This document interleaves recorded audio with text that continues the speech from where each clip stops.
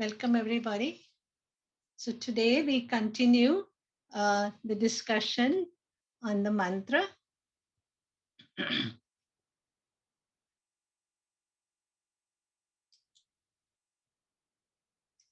So today we will, before we go to the mantra, let's recite the Dhyana Shloka. So I'm going to share with you the Dhyana Shloka.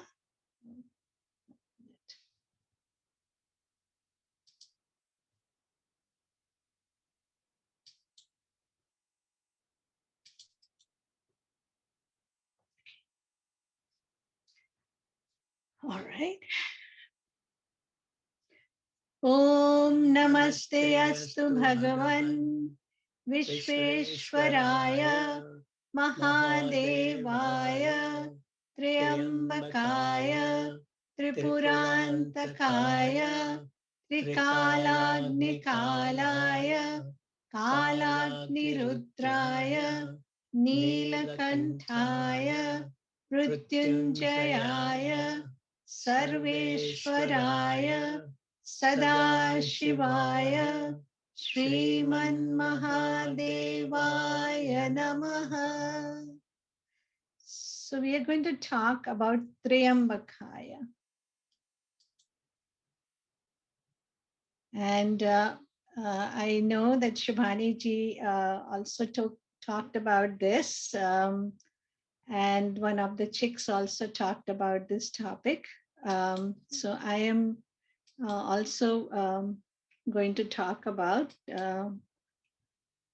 this one. One second.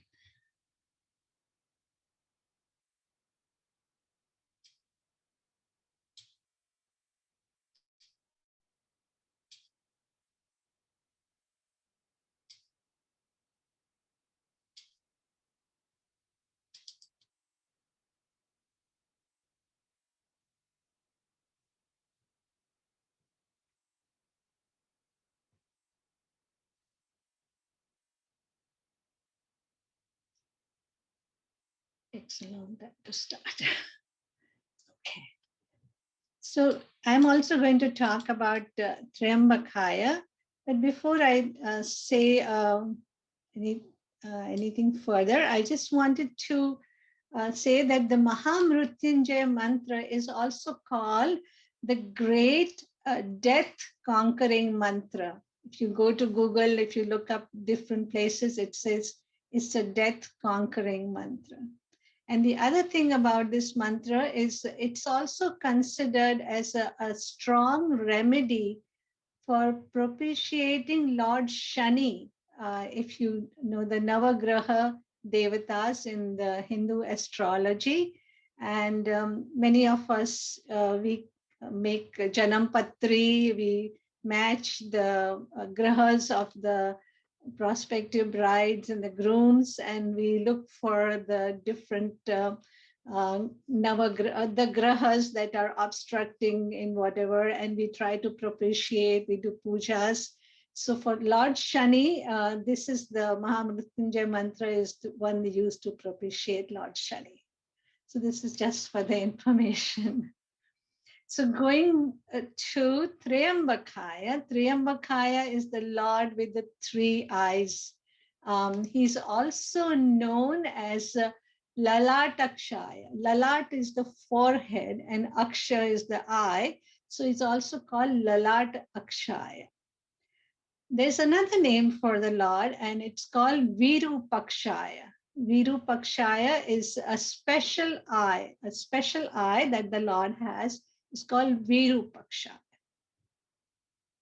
Going to our bodies are made up of 5 Pancha Mahabhuta, the same space, air, fire, water, and earth. And our 2 eyes can see things outside. All our senses are outgoing senses. In the Katha Upanishad, they call them that all our senses are paranchikhani. The word that they use is paranchikhani. That means outgoing senses. That's how the Lord has made our body. But Our eyes can see only a certain range, in certain range of light, it can see the vision, and it can wax and wane, and it has only a certain capacity to see that. Our ears can hear only in a certain range of frequency of the sound. But the Lord's body is made up of Maya, and his strength is limitless.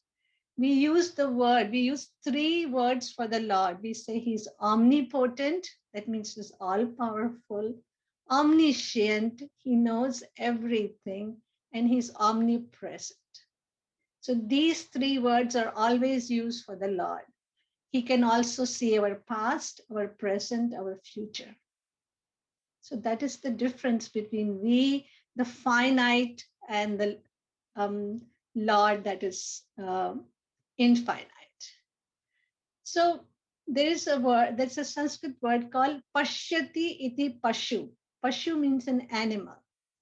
Uh, and the one who sees is an animal. Pashyati means the one who sees. The one who sees is an animal, is a Pashu, which means one believes what one sees, and that is an animal. So we are animals, but we see more than that. We have a special quality in all human beings, and that is our buddhi. Through the buddhi, we can see the deeper aspect of what ordinarily, which is not visible to the eye. With the two eyes, the Lord helps us to see the changes in the names and the forms, which we see with our regular eyes.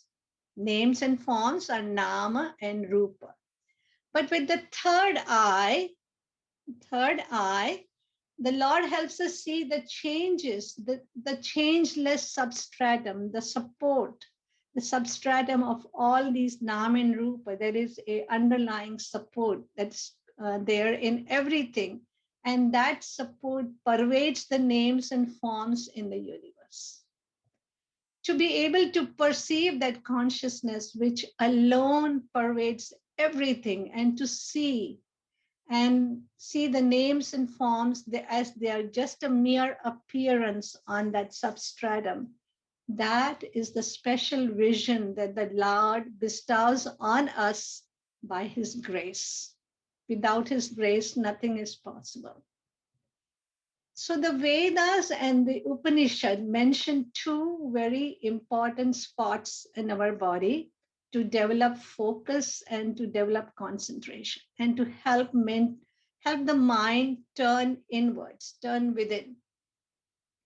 The first one is the Agnya Chakra, which is between the two eyebrows, Agnya Chakra, and the other one is Anahit Chakra, which is in the heart.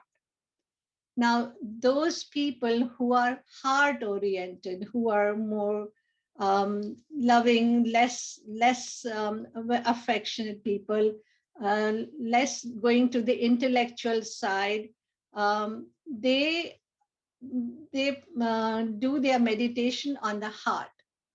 And those who are logic oriented, they argue, they understand, they use the Agnya Chakra to meditate.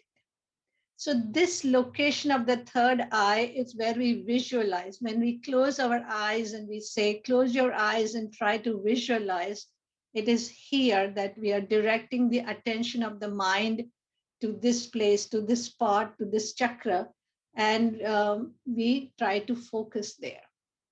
So this is the spot where we focus the mind and the senses, and we try to go with it. So the two eyes always look outside. They always look outside. But the third eye, which is not a physical eye as such, but the spot here, and we try to close our eyes and we visualize the form of the Lord inside us. So a seeker who uses upasana to learn to focus, to bring our scattered thoughts of the mind and focus in one place, this is the physical spot that we do. This is also the spot when we focus, we develop more intuition. we develop more memory, we develop more creativity, and then ultimately we develop this supreme knowledge of the Lord. So generally, when we say the eye of the Lord is closed whenever we see the Lord's picture as such. But the scriptures, the stories say that when the Lord opens the eye, whatever is in front of his eyes is burned to ashes, like the story of Kamadeva or the Cupid. So the symbolic meaning of this is that the mind which has developed single pointedness, a focus, which is a pure mind, it can destroy any attachment, any negativities within us. So we have to develop this single pointed focus and learn to have a concentration and become more pure and pure. You take the mala of the our mind, like the kama, krodha, lobh. These are the malas of our mind. To remove all those malas and develop this power within us, and remove all our attachment, vairagya, develop vairagya, and remove all the negativities.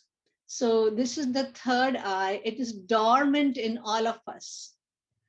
Through intense sadhana and meditation, we can awaken this third eyes. And when this third eye is open, the entire perception of the world is open to us. The plurality disappears.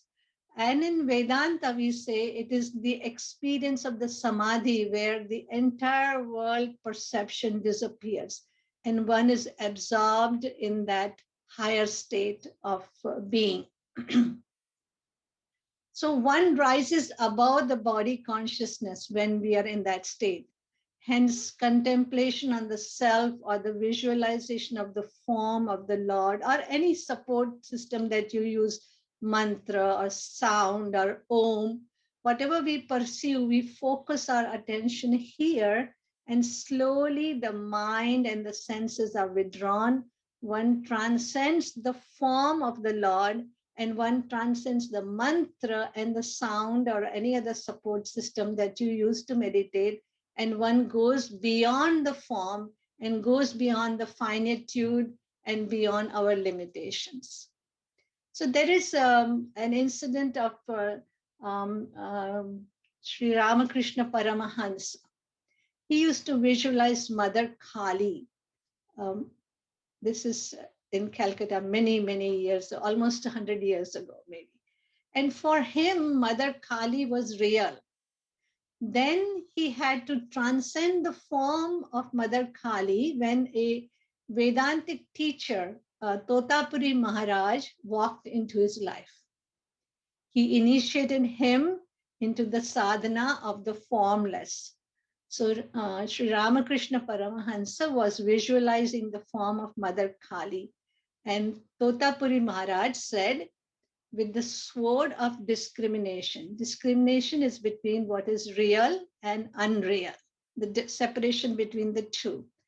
And with the sword of discrimination, cut the form, and in 3 days' time, only in 3 days, Sri Ramakrishna Paramahansa was able to transcend, and he cut the form, and mentally he was absorbed in himself in that formless absolute Satchidananda state. So what Totapuri himself said, that it took him many years to get into that state, to learn, to realize that state of oneness. But for Sri Ramakrishna Paramahansa, it took only 3 days. And why is that? He said, because he is pure in his mind is absolutely pure, and he has developed his concentration and focus. Hence, the visualization here is of tremendous importance. And the seeker who meditates, who visualizes here, finally drops the form and realizes the supreme. So when a person transcends the form and merges into the absolute truth, one has this divine vision. And that is the vision of one absolute truth, and that is Satchidananda. There is no plurality, there is nothing else, there is no duality. And the highest vision is the vision of Satyam, Shivam, Sundaram. Since the eyes represent the vision, and the Jivan Mukta or the realized person gets a divine vision of the absolute self, the realized master, when he comes down from the samadhi, he perceives the world of plurality, and deep down, there is an appearance of one pure consciousness. And he sees this, what is called Madatma, Sarva Bhutatma. He sees the self in me is in the self everywhere. So that is what we are trying to do in this. We we pray to Lord Shiva to please grant us this boon of meditation, and so that we also learn and we also open our third eye and experience the state of samadhi. Hari Om.